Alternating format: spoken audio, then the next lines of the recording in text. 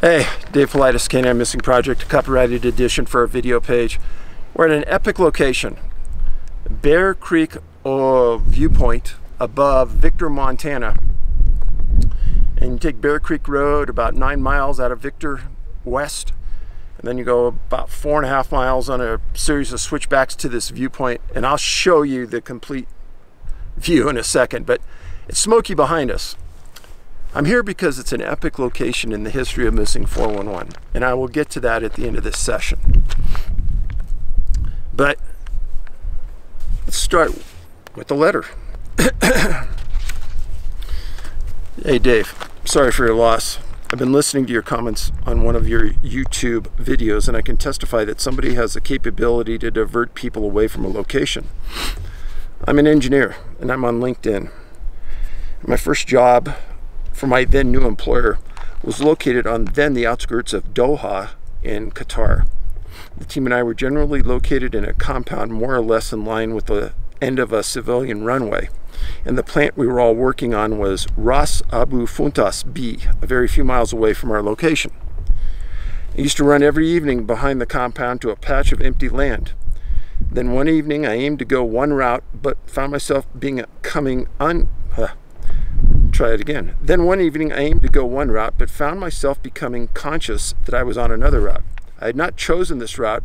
It was my least favorite. I also found I struggled to look to my RHS. My return journey was back across the same route. I think I was in some kind of shock, and I found I struggled to look at my LHS. Let me stop here. So, it took us hours to get to this place. Hiking, driving, etc. So, there's wind on this point. Be patient with me. No comments, please. You're going to see some things you've never seen before. And to film here, I've got a sock on. I've got everything I can do to minimize the wind. Back to the story. The object that this was all centered upon was about 200 to 300 meters away, and I could not look at it. Over the next 2.5 weeks, I checked out. It was not some kind of sun effect. I've seen a full noon mirror when all the land disappears in a mirage, so it was an option to consider.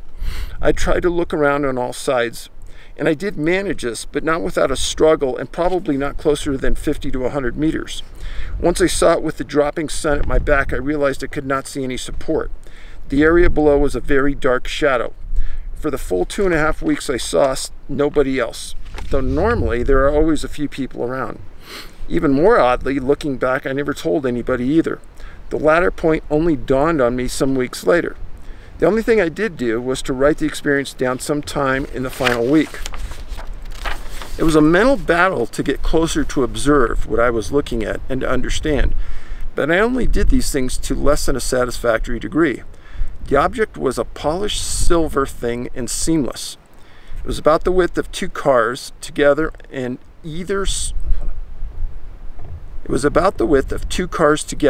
either circular in cross-section or oval. The odd thing about it was that it had square protuberances in 3 places around the upper side. It was not aerodynamic. The height was about that of a car, and it was off the ground 1 to 1.5 meters. I could not decide if somebody was trying out something new or if the object wanted to keep people away. The effect would be the same. As a final point, it was parked on the edge of a slope and not far enough from any direct line of sight from either the road or the entrance to the compound. The position had to be considered with some care. There would have been no need to place such an object in the middle of this unless it wanted to be seen clearly. If it had been a test, I think something more familiar and less obvious would have been used. It disappeared quite suddenly, but it seemed to take me a few days to comprehend it had gone. The lack of comprehension was a very strange effect. It was almost as if it were still there for a while, lingering in the background, but that I could not see it. It took about 2 weeks more before I could examine the site and verify there were no marks or other clues remaining. In summary, whatever it was, effective. Nobody else was around. I am unsure as to why it did not work on me in the manner intended, but I do have a theory which crosses paranormal boundaries of thought and is another story, oddly also from the Arab lands. Good luck with all you're doing, Dave. I'm an avid watcher and reader and would love to get involved when I retire. All the best. That's it with the letters. Now, by the time you watch this, this may have already remedied itself, but I doubt it. But we had the first disappearance in Glacier National Park. And I'll give you the lowdown of it in a second. But young lady, she's from Virginia. Jennifer drove out here by herself. And the interesting thing is that she had a mom that is the vice president of this organization, the Aware Group, the Aware Foundation. So Jennifer came out, had a dog, and stayed at the KOA campground in West Glacier. And the day she decided to climb, she put her dog in doggy daycare, left her tent and things at the KOA campground, and drove up to a place called Logan Pass inside of Glacier. Now, Logan Pass is on the Going to the Sun Road. Let me show you. Make sure I've got it just right for you. So, this is Logan Pass. Her car was parked at the trailhead to Highline Trail. And the thought was, on the August 30th or the 31st, she took the Highline Trail. Now, this area is just mass with people. And her car, being there for a couple days, probably surprised some people. But the real surprise came in when, let's look at the map a little more, when her doggy daycare people realized she didn't come and pick up, and they called her contact that she left. Well, then they called and had the sheriff do a check on the KOA campground. She wasn't there. Search started. She grew up in Roanoke, Virginia, attended North Cross High School. The search officially started on September 1st. Two Bear Air out of Kalispell brought in canines, ground searches, didn't find anything. Now, right away I start thinking, one more time here, Jennifer's photo. Young, pretty girl, 34 years old. Reminds me sort of of the Tatum O'Neill case out of the Beartooths. Another young girl disappears hiking by herself and is found in a slide, deceased, after search and rescue finished their search. So I'm optimistic and hoping that they do find Jennifer okay, but we're pushing into day 3 and 4 here of searching and they haven't found her. Let's hope they do, and quickly. Next case is out of New South Wales in Australia. Area I know very well. Show you the map. This is Sydney. So northwest of Sydney is the Yengo Valley Road, and here's Yengo National Park. Family lived off this road in a very rural area, and they had an autistic son. There's a picture of their boy. His name is Anthony, and Anthony Elfalak, 3 years old, missing September 3rd, 21, 11:45 a.m. He was alone at a house outside. Parents were inside. They came out. They couldn't find him. He's never gone anywhere outside the realms of the home before. They can't believe he left. They brought in multiple searchers. They're on day 2 now of the search.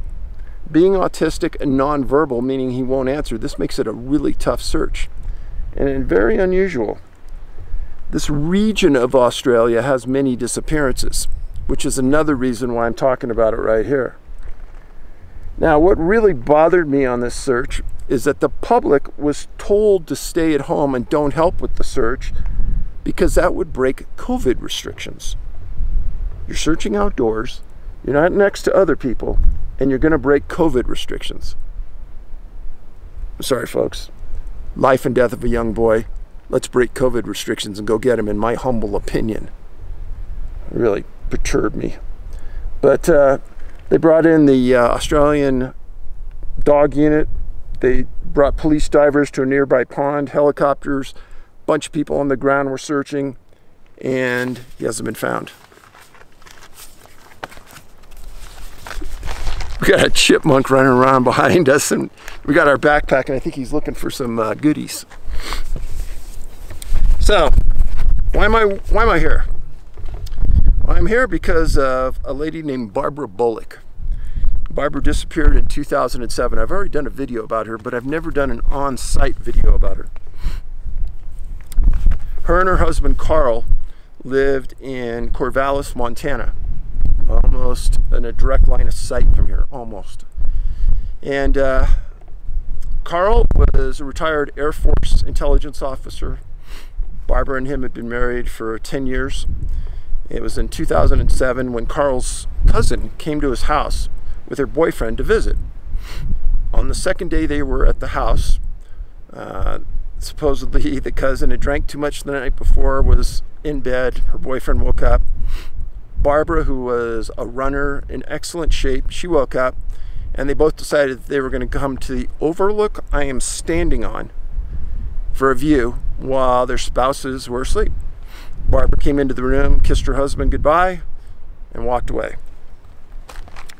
Boyfriend and the boyfriend of a cousin and her drove up here to the overlook, hiked in, probably a good hour and 15 minute hike. And the boyfriend says that they're standing at the spot I am in now, and at a diangular from where he was standing, he thought she was 40 feet away, turned back around within 40 seconds to a minute, and she was gone. So he called her name, looked around, didn't find her. Then what he does is he goes all the way back down the trail, and there was a road crew working on the road up here to the overlook. Asked him, have they seen an older lady? No. So Jim was his name. Comes back up here again, and he's in excellent shape, young man. Looks, yells, calls for her name, can't find her. Now, second time he goes back down, he notifies the ground crew that's working on the road that they need to notify the Forest Service, and a Forest Service police officer comes up, a female. That was at 1:30 in the afternoon, and that's when Carl was notified that his wife was missing. This is his wife. This is Barbara. Barbara was carrying a backpack with a light coat and a .357 Magnum in it that she was proficient in. So, if she was lost, she could have fired her gun, told everyone where she was, but that never happened. But there was a multi-day search, brought in canines, helicopters, you name it, they had it here, right here, and they looked everywhere. Now, where I am standing right now is 3,000 feet straight down to the valley. Well, they brought in climbers, and they scoured every inch of this area. And they brought in cadaver dogs weeks later. Nothing. And the sheriff's office said that Ramaker told them everything they wanted to know. And they said that every time they called, he was willing to help. And he did come back and search for one day with them and explain the angles and etc. So Carl, right now, is at home. And we just got back from his house. And I spent a couple hours talking to him about this case. And I've talked to him before, but just want to make sure I didn't miss anything. And it is as strange as it sounds. She's there 1 minute, she's not there the next minute. Just like in cases I've told you so many times. It's bothered Carl for 14 years. The sheriff's detective, a 30-year detective that's handling the case, has told reporters that in his 30 years he's never encountered anything like this before to come to an understanding of what could have happened up here. Now, behind me, there's a couple of canyons that go off at different angles. Gorgeous, gorgeous. And I wish the smoke wasn't here, but the smoke's coming from Idaho. I'm going to pan around so you can see different things about this. But I'll kind of show you a map of the house. So this is where Carl lives. They drove out the road from the house, out, and they ended up on this point. And then Mrs. Bolick and Ramaker was his name, Jim Ramaker, walked up here to this point, and they're looking up this valley this direction. Now there's a lake out there at the end, and I'm going to pan for you a little bit so you can see really what's behind me and get an understanding of the beauty that we have here, because it is awesome. So move a bit. I realize that it's smoky, but pan on the distance you can see valley down below, and then right down below me is just some awesome, gorgeous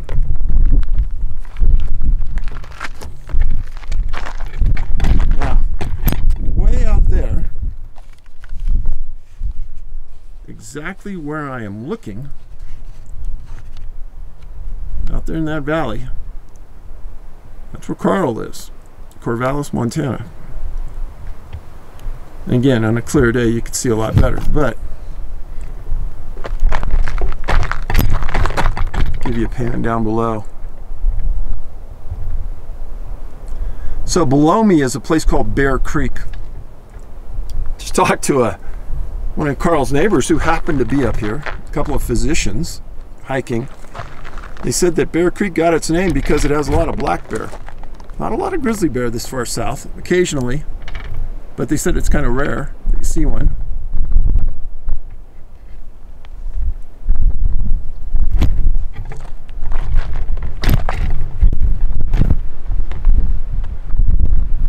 So there's the cliff. We were up there a little earlier. I'm telling you, this place is just really, really pretty. So Barbara Bolick, never found. It's been 14 years. Right about this time, in a normal case, the sheriffs are giving up, and they're not going to assign a detective on it, I doubt, again, because there's not really much else you can do.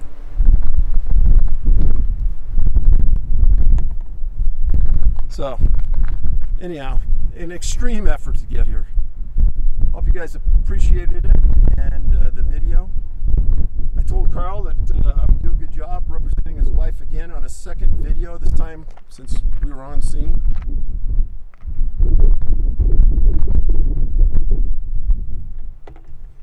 One more thing before you go.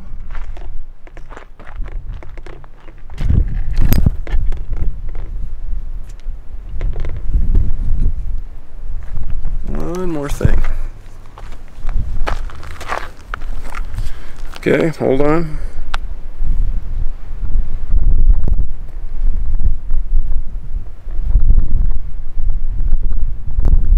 Be patient.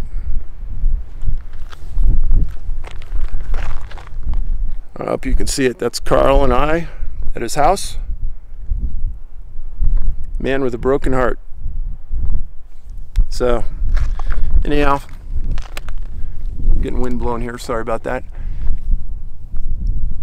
If you do want to come to this location, probably want to stay in Corvallis and spend the night. It's about an hour south of Missoula. And if you do come to this area, make sure you go further south, another 30 miles or so, to Darby. Darby's a really pretty, cute little town. And if you do come up here, don't come alone.